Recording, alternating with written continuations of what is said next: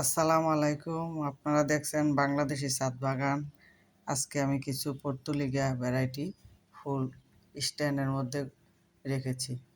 দেখেন, এরকম একটা স্ট্যান্ড বানিয়ে আপনারা এই ফুলগুলা ঘরে রাখতে পারেন। সকালবেলা এগুলা ফুটে, সারাদিনে থাকে। আপনি যদি ড্রয়িং রুমকে সাজাতে চান তাইলে এইভাবে গাছগুলা তৈরি করতে পারেন। এরকম জোপালো করতে পারেন। এই গাছগুলা অনায়াসে কিন্তু বড় হয়, বেশি পরিচর্যা লাগে না। এগুলাতে প্রতিদিন সবজির খোসা ভিজানো পানি তরল সার দিলেই চলে, আর কিচ্ছু লাগে না। ফুল বেশি আসে, গাছটাও অনেক সুন্দর থাকে। দেখেন আমার গাছটা কত সুন্দর।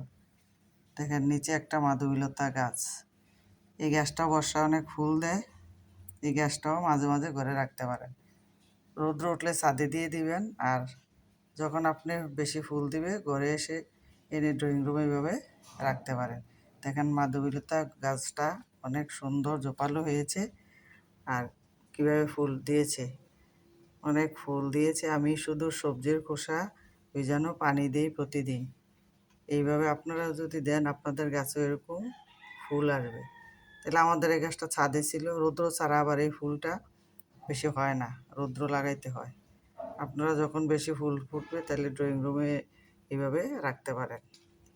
আর এই সকালবেলা যখন এই পর্তুলিকা ফুল ফুটে তখন এগুলোকে এইভাবে স্ট্যান্ডে রাখতে পারেন। আপনার ঘরের মধ্যে যদি একটা একটা স্ট্যান্ড বানান তাহলে আপনার এই স্ট্যান্ডের মধ্যে এনে এই ফুলগুলাকে সাজাতে পারেন।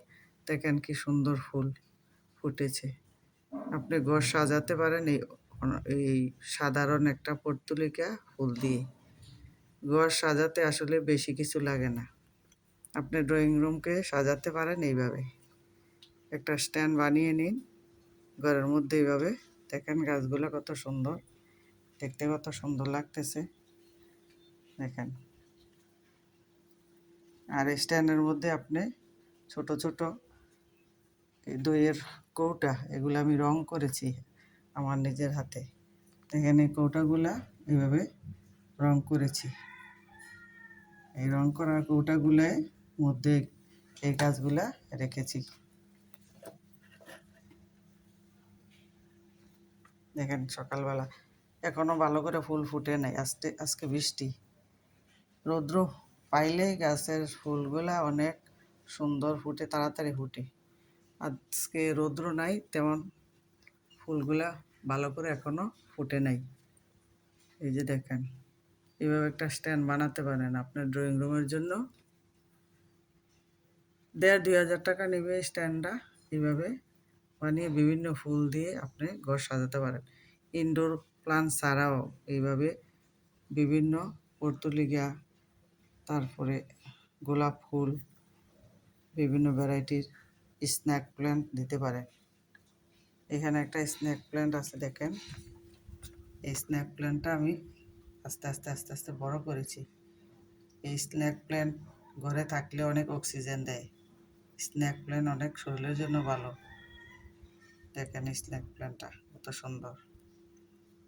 এইসব গাছগুলো বেশি পরিচর্যা লাগে না, আপনি শুধু একটু সবজির খোসা ভিজানো পানি দিলেই হয়। আর স্ন্যাক প্লান্ট বেশি দিন বাসায় রুমের মধ্যে রাখা যায়। আপনি এই গাছগুলো কিন্তু প্রতিদিন বাসায় রেখে আবার রৌদ্রে লাগাতে হবে। একদিন পর পর বা 2 দিন পর পর আপনি রৌদ্রে দিতে হবে। এই গাছটা প্রতিদিন রৌদ্রে না দিলেও চলবে, আপনি 2-3 দিন রাখতে পারবেন এই ফুলগুলা। আপনি মাঝে মাঝে একটু রৌদ্র দিলে ফুল বেশি ফুটে। 3-4 দিন রাখতেই পারবেন অনায়াসে। প্রতিদিন সকালবেলা দেখবেন ফুল ফুটেছে। এই কর্নারটা অনেক সুন্দর লাগতেছে। তাহলে আপনি এইভাবে রাখতে পারেন। বিভিন্ন ভ্যারাইটির গাছও রাখতে পারেন। ঘর সাজানোর জন্য অনেক গাছ আছে যেগুলো নার্সারি থেকে আপনি আনতে পারবেন। আপনার পছন্দনীয় গাছ এনে এভাবে জোপালো করবেন, করে সুন্দর করে ড্রয়িং রুম সাজাবেন। মেহমান আসলে যদি দেখে আপনার এই কর্নারটা এরকম সাজিয়েছেন তাহলে আপনাকে থ্যাংক ইউ বলবে। একটু কষ্ট করলে আমাদের হয়। মহিলারা যদি একটু পরিশ্রম করে তাহলে স্বামীর সংসার সুন্দর করে সাজাতে পারে। দেখেন কি সুন্দর হয়েছে আমার এই জোপালো গাছগুলা। তাহলে আপনারা ওইভাবে ঘর সাজাবেন। এই ভিডিওটা যদি আপনাদের ভালো লাগে তাহলে আপনারা কমেন্ট করবেন, সাবস্ক্রাইব করবেন। দেখেন ফুলগুলা সুন্দর। আল্লাহ হাফেজ।